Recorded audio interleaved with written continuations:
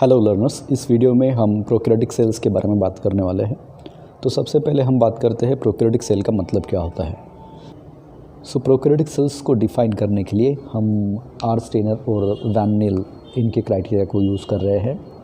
तो इनके अनुसार जो प्रोकैरियोटिक सेल्स है इनमें मेम्ब्रेन बाउंड न्यूक्लियस नहीं होता। इसके साथ साथ किसी भी तरह के मेम्ब्रेन बाउंड ऑर्गेनल्स जैसे कि लाइसोसोम, माइटोकॉन्ड्रिया, क्लोरोप्लास्ट, इनके जैसे जो ऑर्गेनल्स है वो नहीं होते। इसके साथ साथ इसमें किसी भी तरह के इन सेल्स में किसी भी तरह के मेम्ब्रेन स्ट्रक्चर जैसे कि गोल्गी कॉम्प्लेक्स है या फिर एंडोप्लाज्मिक रेटिकुलम है, इस तरह के मेम्ब्रेन स्ट्रक्चर जो है ये प्रोकैरियोटिक सेल्स में नहीं होते। लेकिन इस डेफिनेशन को कुछ एक्सेप्शंस है, जैसे फाइलम प्लैंक्टोमाइसेटिस, ये जो बैक्टीरिया का फाइलम है इसमें कुछ मेंबर्स होते हैं जिनमें जो जेनेटिक मटेरियल है वो मेम्ब्रेन बाउंड होता है। इसी के साथ साथ इसी फाइलम के कुछ मेंबर्स में कुछ खास तरह के मेम्ब्रेन बाउंड पॉकेट्स मिलते हैं जिसे एनामॉक्सोसोम्स कहा जाता है।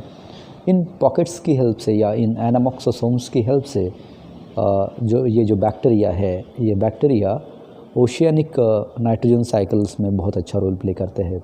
तो ये जो एनामॉक्सोसोम्स जो है ये ओशियानिक अमोनियम जो होता है, ओशियानिक अमोनियम आयंस जो होता है उसका ऑक्सीडेशन कराता है और उस तरीके से ये अमोनियम आयन को नाइट्रोजन में कन्वर्ट करने के लिए हेल्प करता है। तो ये एक बहुत अच्छा रोल प्ले करते हैं ओशियानिक नाइट्रोजन साइकिल में।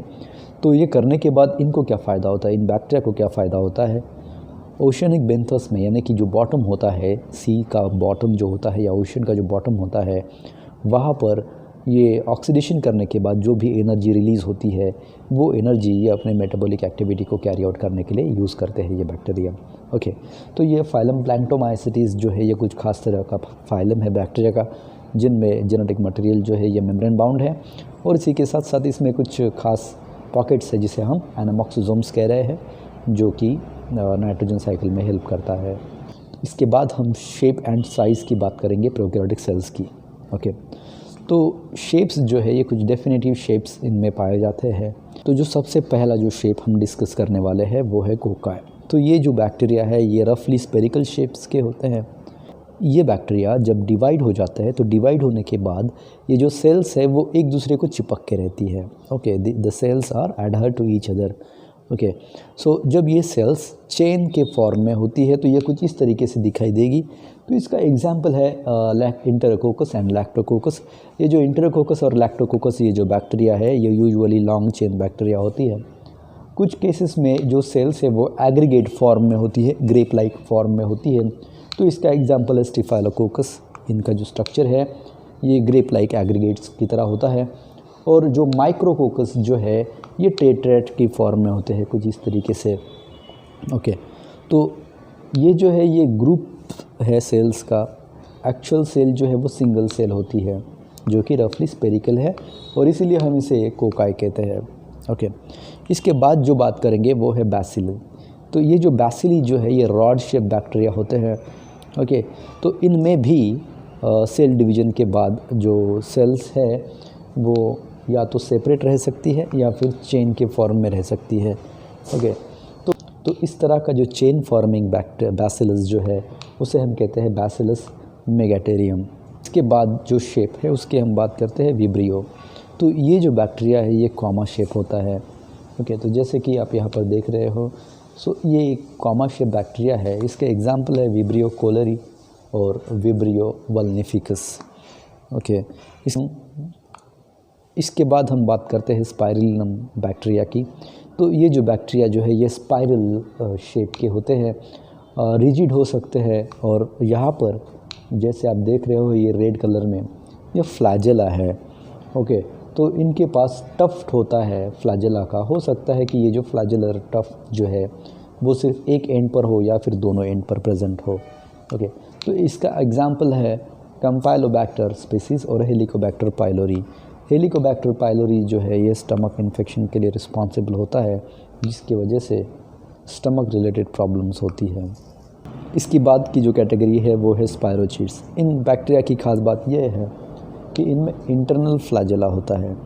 ओके, ये भी स्पाइरल होते हैं बिल्कुल स्पाइरलिनम की तरह, लेकिन जो डिफ्रेंशिएटिंग जो कैरेक्टरिस्टिक्स जो है वो ये है कि इनमें इंटरनल फ्लैजेला होता है। तो एक जनरलाइज स्ट्रक्चर यहाँ पर रिप्रेजेंट किया गया है। जैसे यहाँ पर देखिए, ये आउटर मेम्ब्रेन है और ये जो है ये प्रोटोप्लाज्मिक सेल सिलेंडर है।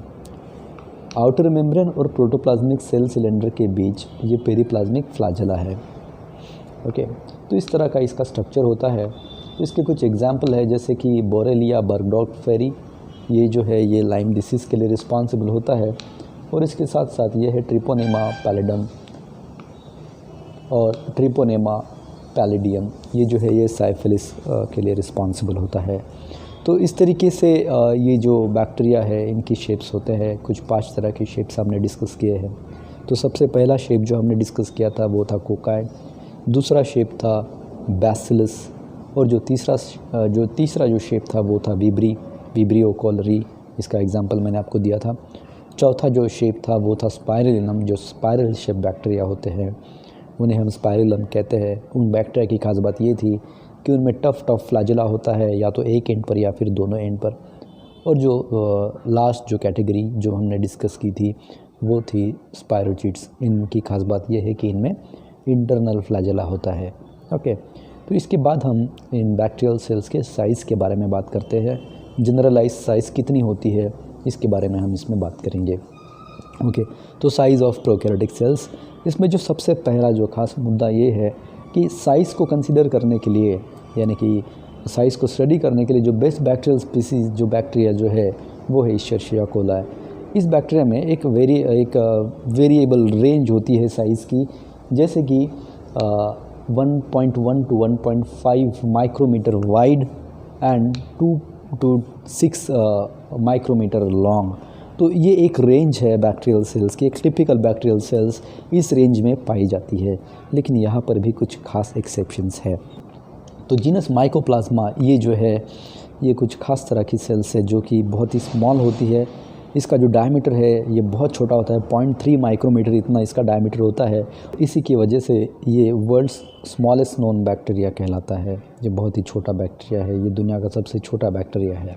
ओके, और इसी की वजह से इसे हम दुनिया की सबसे छोटी सेल भी कह सकते हैं।